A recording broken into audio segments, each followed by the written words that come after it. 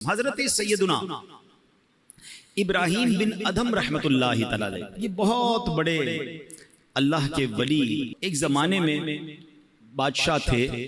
توبہ کر کے تو یہ انہوں نے بادشاہت چھوڑ دی، مگر یہ پہلے بلخ شہر کے بادشاہ تھے، بہت امیر زادے تھے۔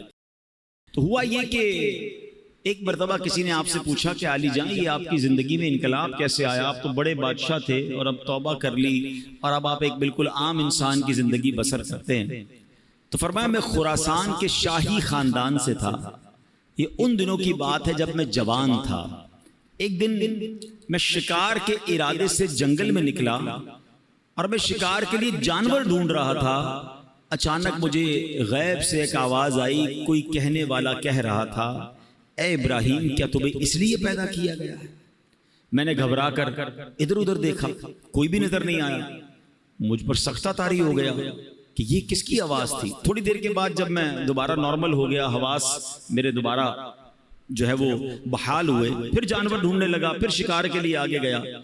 کچھ ہی دور چلا تھا کہ جس زمین پر میں چل رہا تھا اس کے اندر سے آواز آئی، اے ابراہیم اس میں کوئی شک نہیں کہ تمہیں ان کاموں کے لیے پیدا نہیں کیا گیا۔ اس غیبی آواز نے میرے دل کی دنیا بدل دی۔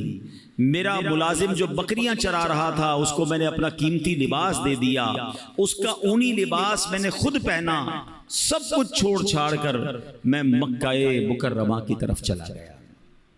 حضرت ابراہیم بن ادھم کی زندگی کے اور بھی بڑے پیارے واقعات ملتے ہیں کہ یہ بادشاہت چھوڑنے کے کیسے کیسے واقعات ہوئے۔ کہ ایک بار کیا ہوا کہ آپ فرماتے کہ میرا بڑا زبردست محل تھا، ایک شخص اندر آیا، اسٹرینجر تھا، میں جانتا نہیں تھا، کوئی ان نون آدمی تھا، مگر اندر آ کر وہ کہتا ہے کہ مجھے یہ مسافر خانہ اچھا نہیں لگا۔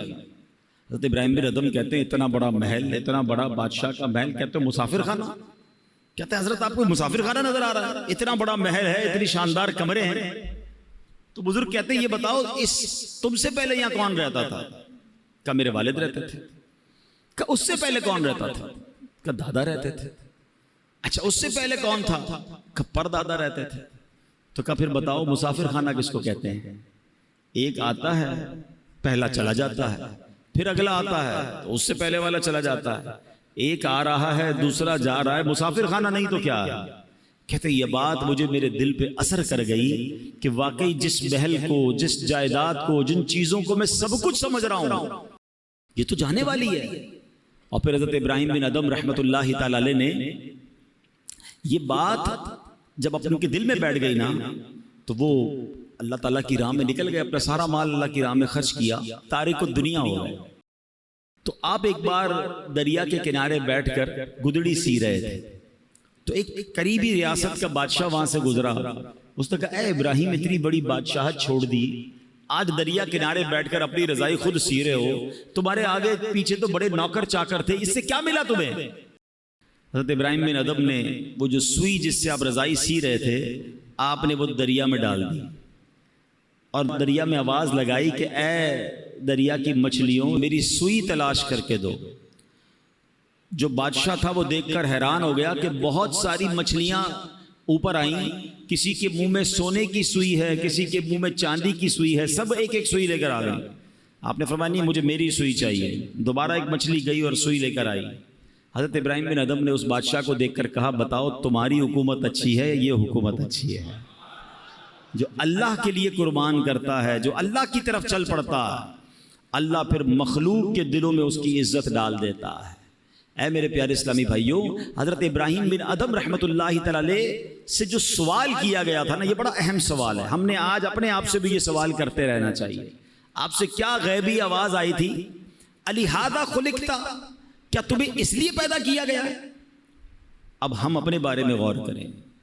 ضروری تو نہیں کہ ہر کسی کو غیبی آواز آئے، مگر اس واقعے سے ہم سب کو اپنے آپ سے بار بار پوچھنا ہے۔ ہم جب موبائل استعمال کرتے ہیں اور جو کچھ دیکھ رہے ہیں تو کاش دل سے یہ سوال آئے کیا میں اس کام کے لیے پیدا کیا گیا ہوں جو میں کر رہا ہوں؟ اپنے آپ سے پوچھیں نا۔ اسی طرح ہم کچھ پڑھ رہے ہیں، کیا پڑھ رہے ہیں؟ یہ پڑھنے سے فائدہ ہوگا یا رب ناراض ہوگا؟ یہ پڑھنے والی چیز ہے بھی کہ نہیں؟ کاش اپنے آپ سے سوال کرے کیا جو میں کر رہا ہوں اسی لیے مجھے پیدا کیا گیا ہے؟ ہم کہیں جا رہے ہیں کس طرف جا رہے ہیں؟ نیکی کی طرف یا بری محفل کی طرف؟ شراب کھانے کی طرف، جوا کھانے کی طرف، بے حیائی کی طرف، دوستوں کے ساتھ برے کاموں کی طرف؟ کاش دل سے یہ سوال آ جائے، کیا تجھے اس لیے پیدا کیا گیا جس لیے تو جا رہا ہے؟ ایک ایک چیز ہم کاروبار کر رہے ہیں، جو بھی کاروبار کر رہے ہیں اپنے آپ سے پوچھیں کیا مجھے اس لیے پیدا کیا گیا جس انداز سے میں کاروبار کر رہا ہوں؟ ہم غور کر لیں اپنے ہر عمل پر۔ اے میرے پیارے اسلامی بھائیوں، اگر ایسا نہیں ہے تو پھر ایسا نہ ہو کہ رب عز و جل مجھ سے ناراض ہو جائے، کہیں میں اپنی زندگی غلط یا فضول کاموں میں تو نہیں گوا رہا ہوں۔